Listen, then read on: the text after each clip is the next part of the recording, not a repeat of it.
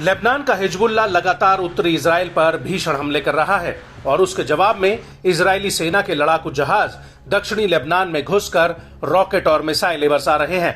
दरअसल IDF Hezbollah के उन कमांडरों की तलाश में है जिनकी अगुवाई में उत्तरी इजराइल पर हमले हो रहे हैं।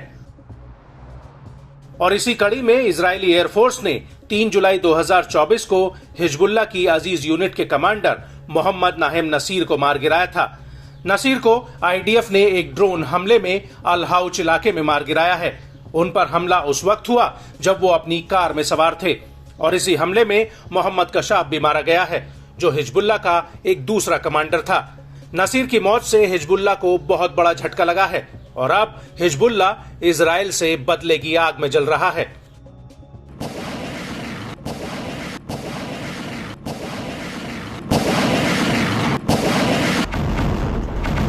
और इसी बदले की आग में हिजबुल्लाह ने इजराइल पर एक बहुत बड़ा हमला किया है। दरअसल हिजबुल्लाह ने उत्तरी इजराइल के ऊपर करीब 200 रॉकेट और विस्फोटकों से लदे 20 आत्मघाती ड्रोन से हमला किया है। यह हमला इतना भीषण था कि सीरियाई गोलन हाइट्स इलाके में सड़कों को बंद करना पड़ा। वहीं खुली जगहों पर आग तक लग गई और इसकी वजह से इन इलाकों में बत्ती भी गुल हो गई। इस हमले को लेकर लेबनानी न्यूज एजेंसी अल मयादीन का कहना है कि इस बार हिजबुल्लाह ने इजराइल के नए सैन्य अड्डों पर हमला किया है।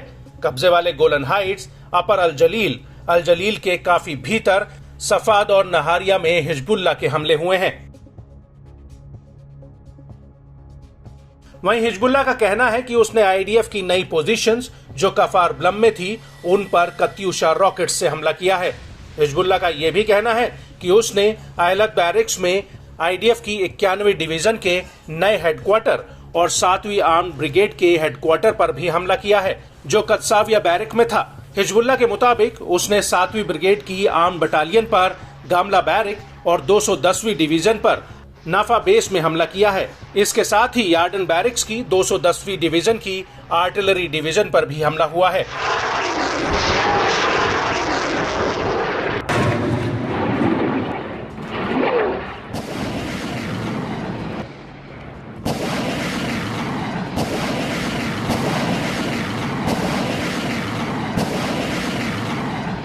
और हिजबुल्लाह के इन हमलों को लेकर इजरायली मीडिया ने अपनी रिपोर्ट में कहा कि हमने उत्तर को खो दिया है।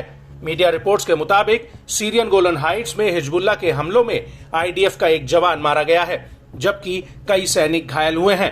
मृतक जवान की पहचान मेजर इटाई गालिये के रूप में हुई है, जिसकी उम्र 38 साल थी। वो यिफ्ता रिजर्व्ड आर्म ब्रिगेड की 8679वीं यूनिट के डिप्टी कमांडर थे।